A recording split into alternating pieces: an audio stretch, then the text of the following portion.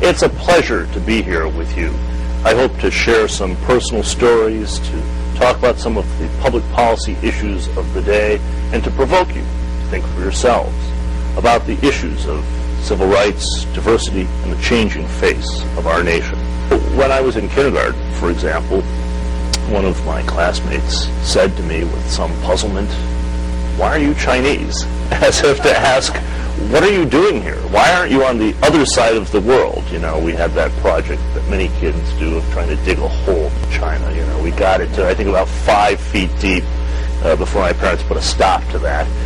But you would expect when you popped out on the other side that there would be people like me. So it was a mystery to this classmate why here I was in this classroom where everyone else was white, of course.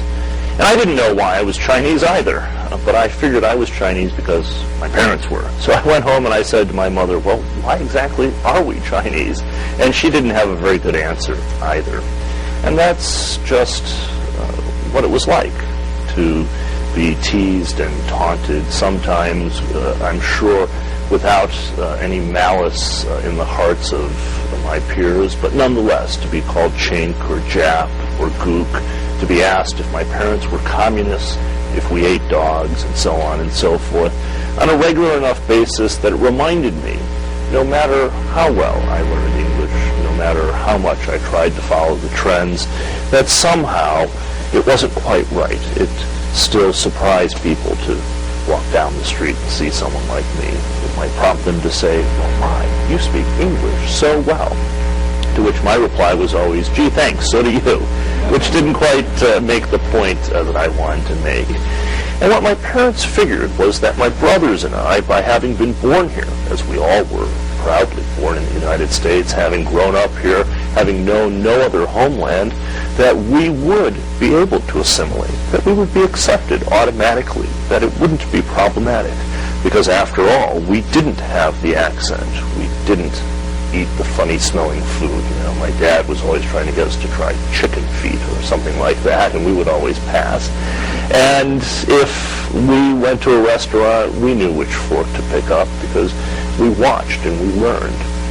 But even as a child, I knew that my friends' parents would never be my parents' friends, that my parents lived in a different world, an enclave defined by their ethnicity, both by choice and by circumstance. And so it's over time that I've come to realize that I owe them a tremendous debt of gratitude for everything that they did, the sacrifices that they made so my brothers and I would be successful, would enjoy our lives here, even if my parents always felt as if they were perpetual foreigners in a land that they had adopted. And then as I grew up, it dawned on me that it was neither my parents' fault nor my fault, that there was something else that existed that they didn't quite understand because they literally spoke a different language. They didn't understand about civil rights. They hadn't been taught to stand up and speak out.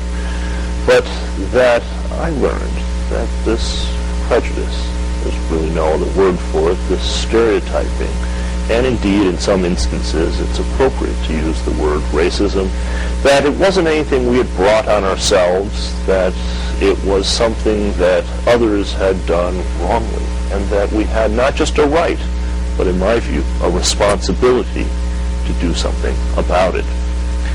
And that takes me to really the point of my talk. I'd like to talk about a book I wrote a few years ago called Yellow, Race in America Beyond Black and White.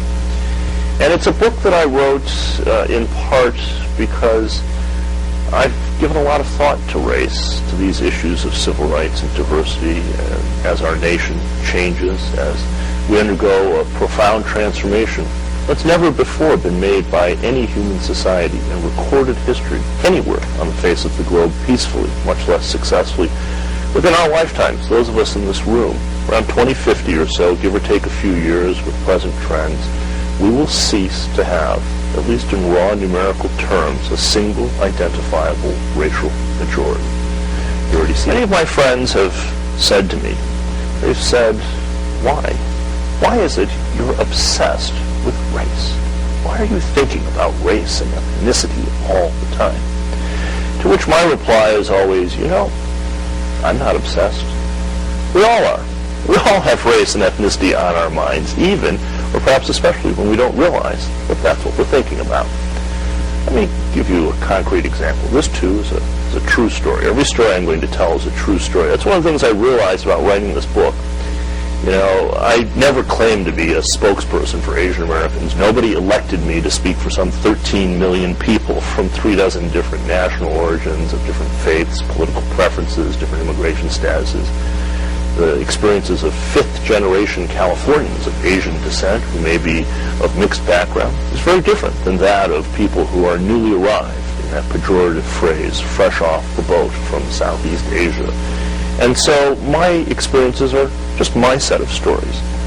But uncannily, it turns out that because, as other people said when I was a kid, well, you all look the same, it turns out that we have common experiences. So this story that I'm about to tell, whenever I tell the story, everyone of East Asian background, male or female, turns out they can tell exactly the same story. Sure, you can change a few of the details, but this will resonate. It's as if I've plagiarized their lives. The story goes like this, and it's how I explain that I'm not obsessed with race. We all are. It's not as if I wake up every morning in Detroit, where I live, and go off to work thinking to myself as I drive or walk down the street, here I go, an Asian American. I don't think about my ancestry every moment in that way. None of us does. I think about the sorts of things any of you might think about. I think about how cold it's suddenly gotten this week. I think about, how to better train my dogs. I think about how to spend more time with my wife. I think about, as a law professor, how to write an exam that no student can possibly answer correctly. Just the usual sorts of things run through my mind as I go about my business. I think about errands I have to run.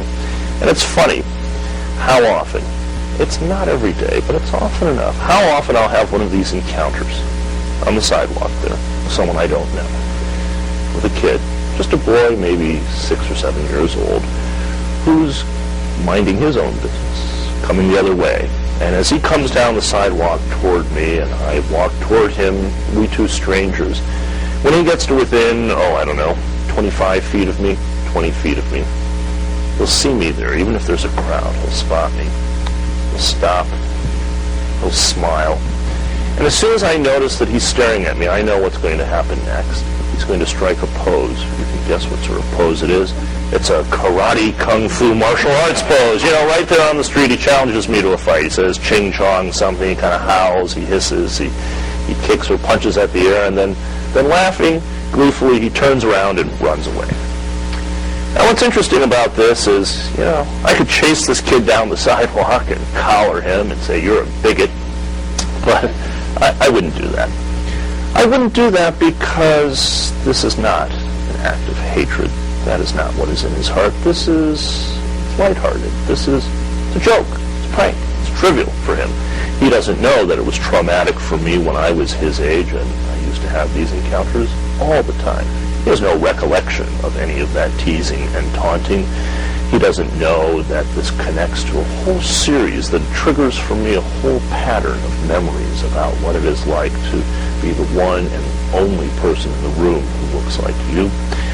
And as he scurries off, and, this is the only encounter we'll ever have. He's never going to see me again. As he scurries off, there's no doubt in my mind that this incident, that's all about race. Why do I say that? Because, as I watch him, he doesn't go up to every adult and challenge them to a kung fu karate match. It's just when he sees someone like me, right? Even if I'm wearing a coat and tie, he's pretty sure I've got that black belt on underneath. Right? It's as if he's cued to behave this way, as if he's following a script. And that is what a stereotype is. It's a script that we follow, a story we tell ourselves, not just about where we are and where we're going, but about the strangers whom we encounter. And, indeed, I know where that script comes from. I don't blame this kid because, as a kid, what does he do? Watches television. Goes to the movies, right? If he sees someone like me on the screen for more than 2 seconds, what is it, after all, I'm doing? Breaking cinder blocks with my head, right? It's Crouching Tiger, Hidden Dragon. And so when I go by, he's naturally going to think fists of fury, and he'll say, "Yo, what's up, Jackie Chan?" Because that's all he's been inundated with. It's as if he's prompted automatically, because rattling around there in the back of his head is that image, just as I have those images of people rattling around in the back of my head.